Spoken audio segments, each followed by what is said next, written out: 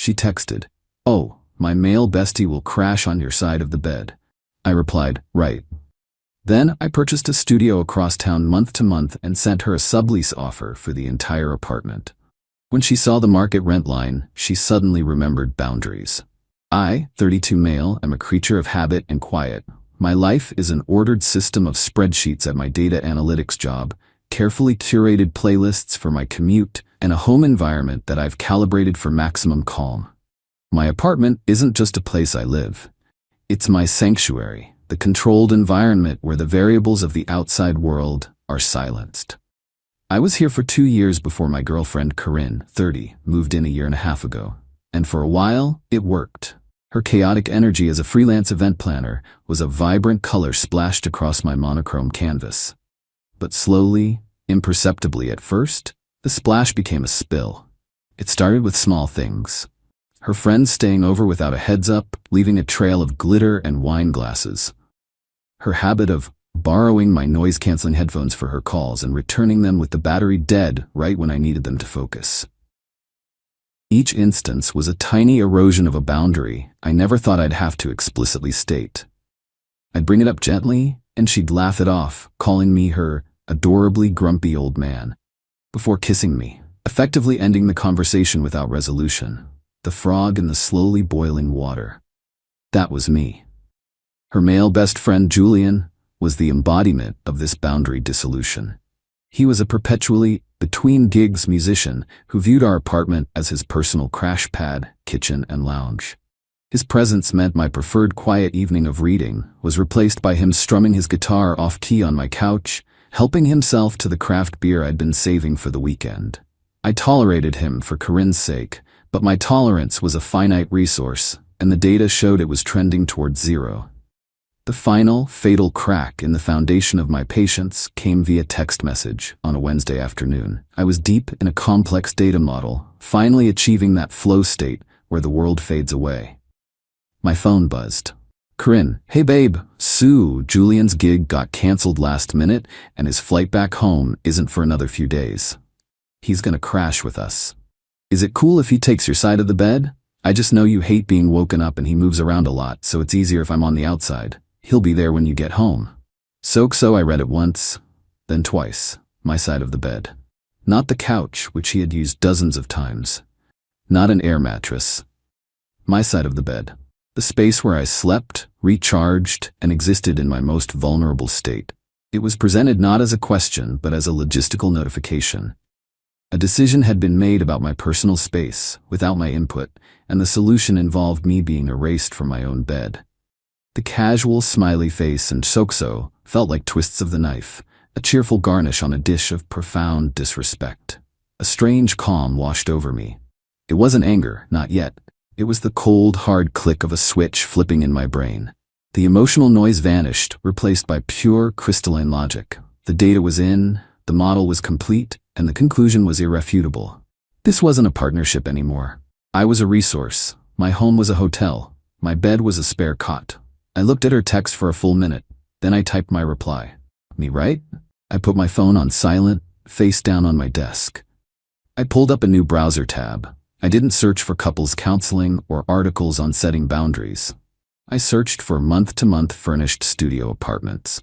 My criteria were simple: immediate availability, no long-term commitment, and far enough away that it felt like a clean break. By the time I left work, I had digitally signed a lease on a small, clean studio in a modern building across town. It was an overpayment, a ridiculous expense on my budget, but the month-to-month terms were perfect. It was a triage center, an escape pod. I went home, but not to my home. I went to the new studio. The key was in a lockbox as promised. I walked in. It smelled of fresh paint and disinfectant. It was sterile, empty, and blessedly, beautifully mine. I spent the next 2 hours in a state of clinical focus. I drove to my apartment. Corinne's car was there, and so was Julian's beat-up hatchback. Perfect. They were settled in. I used my key, slipped inside as quietly as possible, and went straight to my home office. I packed my work laptop, my backup hard drives, my passport, and a few other essential documents into my briefcase. I grabbed a duffel bag from the closet and filled it with a week's worth of clothes, toiletries, and the charging cables for all my devices. I took one last look around. My custom-built oak bookshelf, a piece I'd spent months designing and constructing, stood against the wall. It was my proudest creation, a physical manifestation of my love for order and craft. I felt a pang of loss for it, for everything it represented. Then I walked out, locking the door behind me. Back at the studio, I sat on the unfamiliar mattress and began to type an email to Corinne. I was a data analyst. I dealt in facts and figures. The situation had become emotional and chaotic, so my response had to be the opposite. It had to be a clear, undeniable, and impersonal business proposition. Subject: offer to sublease our apartment address. Corinne, per your text today, it's clear our housing needs have diverged. I have secured alternative, temporary accommodation for myself effective immediately. This email serves as a formal offer for you to sublease the entire apartment at address for the remainder of my lease term. As you know, the lease is solely in my name. The terms are as follows: 1 monthly rent, $2,850. This is the current fair market rate for a similar unit in our building, which is the standard for a sublease agreement. 2. Security deposit, $2,850, required prior to the signing of the sublease agreement. 3. Utilities. You will be required to transfer all utilities, electricity, internet, gas, into your name within 5 business days of signing. 4. Leaseholder responsibility. As the primary leaseholder, I will continue to remit payment to the property management, funded by your payment to me. You will be responsible for adhering to all building rules and regulations. Please let me know if you accept these terms by Friday at 5 p.m. If you accept, I will have a formal sublease agreement drafted for your signature. If you decline, I will require you and any guests to vacate the premises within 15 days so I can make other arrangements for the property. I believe this provides you with a clear path forward. Leo. I hit send. My hands were perfectly steady. I turned my phone off and went to sleep in a strange bed in a strange room, and for the first time in months, I wasn't worried about being woken up. Update 1. The silence lasted for 17 hours. It was a blissful, uninterrupted stretch of quiet that I hadn't realized I was so desperately craving. I woke up in the studio, made a cup of instant coffee, and worked remotely. It wasn't until around lunchtime the next day that I decided to turn my phone back on. It was like setting off a digital car alarm. A cascade of notifications flooded the screen. 23 missed calls from Corinne, 8 from Julian, 4 from her mom, Marla. The text scrolled like a real-time feed of her dawning horror. Yesterday, 8 p.m. Where are you? Julian and I ordered pizza. Okay, not funny. I saw your email. Is this some kind of joke? A really, really bad one? $2,850. Are you insane? The rent is $2,100. You're trying to profit off me. Today, tenant. Pick up your phone, you coward. You can't just kick me out. I have rights. Julian looked it up. My mom is calling you. You better answer. She knows a lawyer. The sheer velocity of the entitlement was breathtaking. The immediate leap to her rights as a guest in my home. The accusation of me profiting off her, as if I owed her a subsidized lifestyle. The deployment of her mother as a threat. My phone started ringing again. It was Corinne. I took a deep breath and answered, putting it on speaker. Finally, she shrieked. There was no hello, just pure, incandescent rage. What is wrong with you? You sent me a landlord email? What is this, Leo? It's exactly what it says it is, Corinne, I said, my voice even. It's a formal offer. An offer? It's an eviction notice, and you're trying to scam me on the rent. We pay $2,100. Correct, I pay $2,100. That's the preferential rate I received for signing a 2-year lease and having an excellent rental history. The market rate for a new 1-year lease or a sublet is $2,850. I checked. It's not personal, it's just the market. I could almost hear the gears grinding in her head as she struggled to process this. But I'm your girlfriend. You can't charge me market rate. The terms of our relationship appear to be under review, I said coolly. You made it clear my presence in my own bed was negotiable. So I've made our living arrangements negotiable. You have until Friday at 5. This is about Julian, isn't it? You're this insecure? He's my best friend. It was just for a few nights. It was about being notified that I no longer had a claim to my own side of the bed. It was the final data point in a very long trendline, Corinne. The decision is made. There was a muffled sound and then Julian's voice came on the line. Bro, for real? This is messed up. Corinne is in tears. You're gonna make her homeless over a misunderstanding? Hello, Julian, I said, my voice dropping a notch. Does this mean you're offering to co-sign the sublease with her? With your stable income? Or are you just enjoying the free accommodation while it lasts?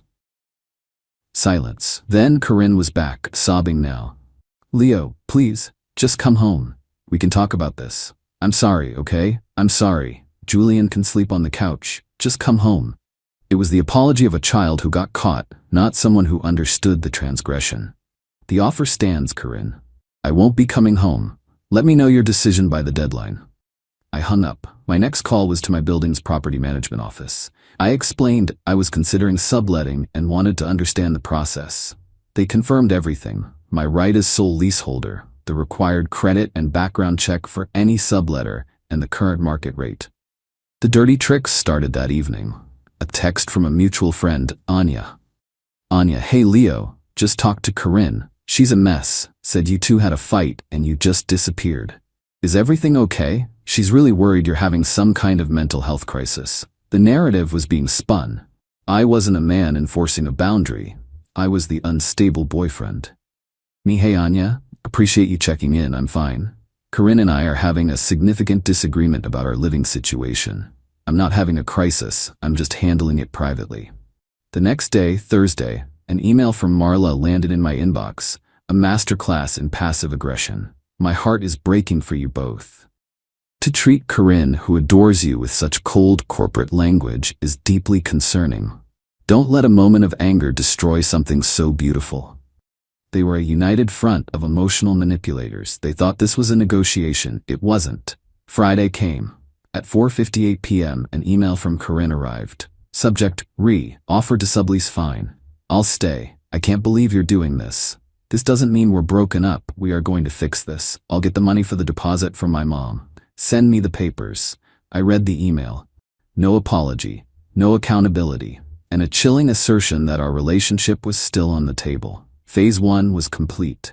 I forwarded her the building's official application forms. Now, the real battle would begin. Update 2. The first sign of trouble came 3 days after Corinne agreed to the sublease. The application form I sent her required proof of income, a credit check authorization, and references. Instead of the completed forms, I received a text. Corinne, this is ridiculous. You know my income. And a credit check? You're my boyfriend, not a stranger. Just tell the landlord I'm approved. You can vouch for me.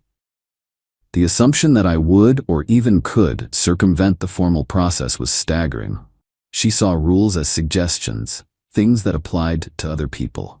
Corinne, this is the building management's standard procedure for any subletter. It's not my rule.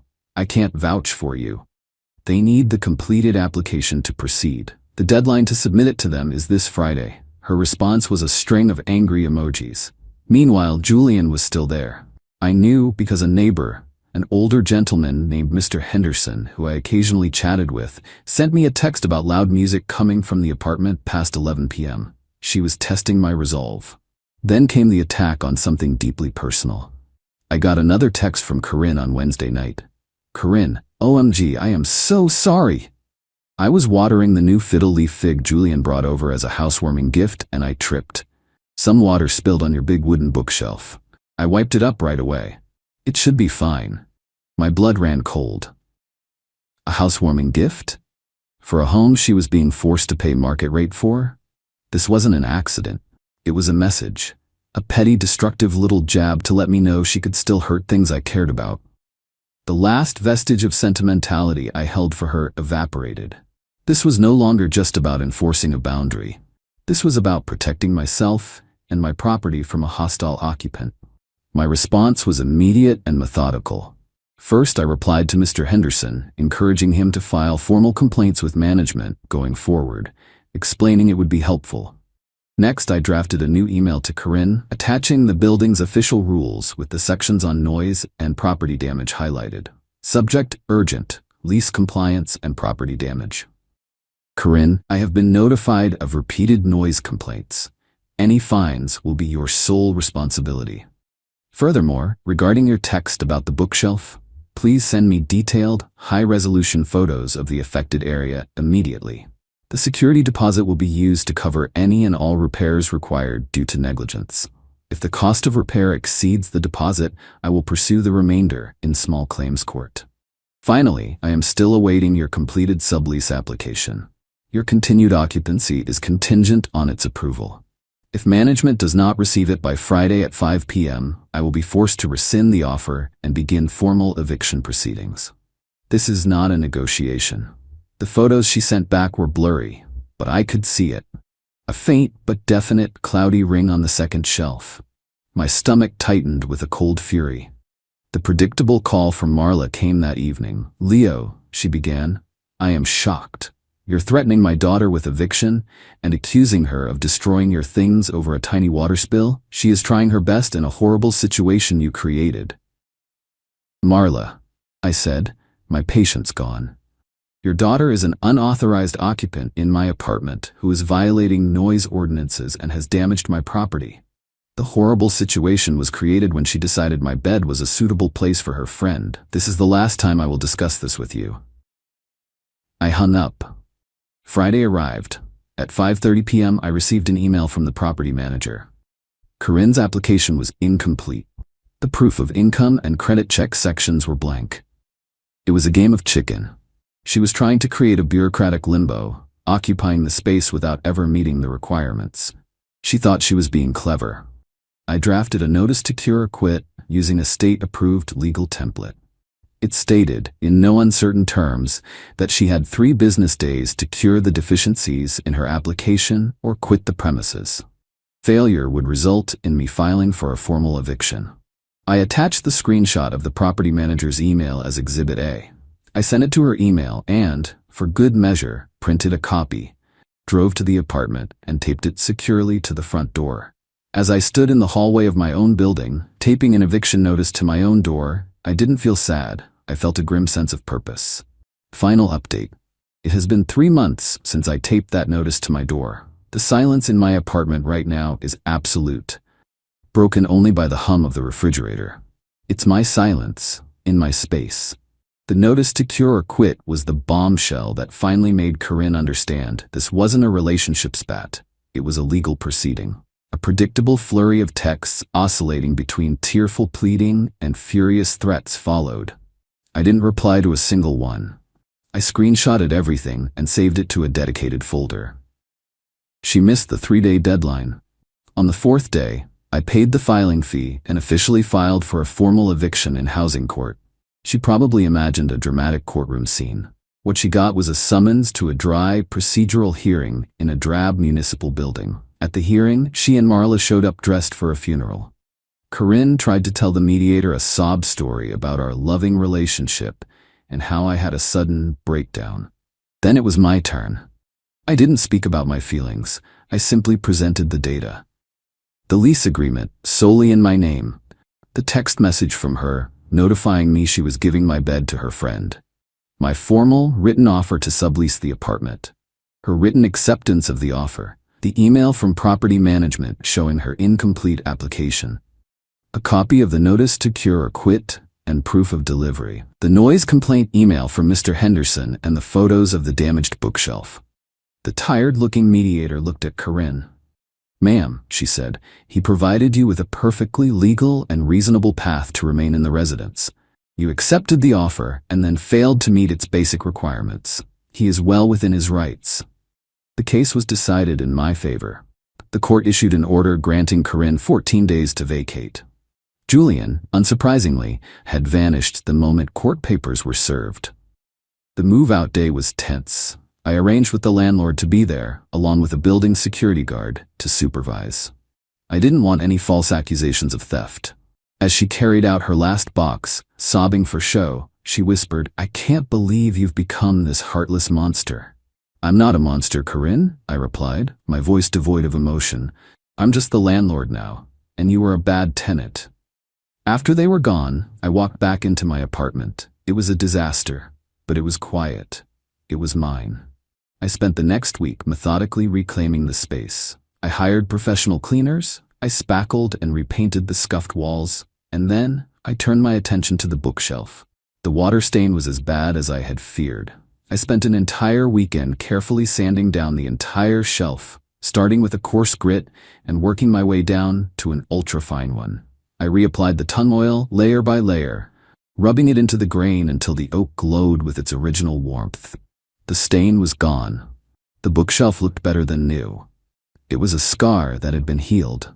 I deducted the cost of the cleaning and repair materials from her original security deposit. I sent her a check for the remaining balance of $87.50 along with an itemized list. I heard through the grapevine she had to move back in with her parents. Her grand city adventure, subsidized by me, was over. The revenge wasn't in the eviction notice. It was in the quiet, methodical restoration of my life. It was in sanding down the physical mark of her disrespect until it was gone. It was in the silence of my reclaimed sanctuary. She thought she could take over my space with a casual text. She learned that every action has a consequence, and that the person who controls the lease controls the home. She wanted a dramatic, emotional confrontation.